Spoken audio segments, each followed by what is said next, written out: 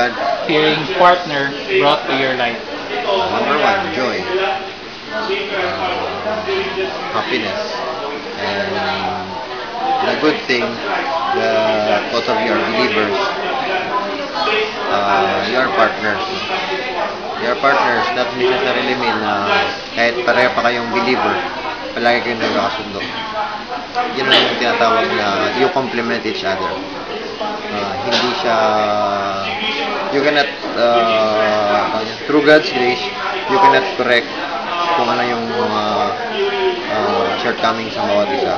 But through God's grace, little by little, you know how to deal with those problems na mahirap i-correct. But through time, siguro, through time na magkasama na kayo, makikita mo kung paano gumawa ng Panginoon. Be faithful, just be faithful and praying to it for each other. And basta, kasi before kami nagkita, my prayer before was to, I'm specifically praying, but mali pala yun.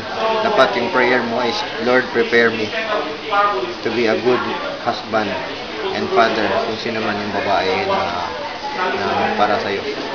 Don't pray ahead sa will ng Panginoon, but pray for yourself first. Kasi before you can trust or before you will be accepted by someone, you should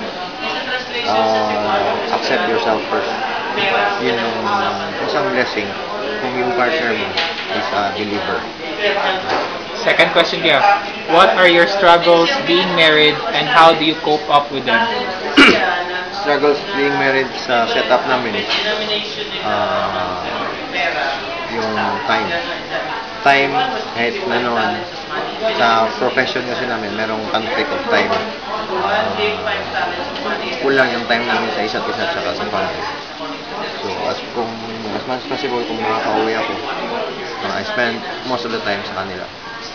Kaya yung mga bata, ngayon lang nila na-feel yung importance ng time.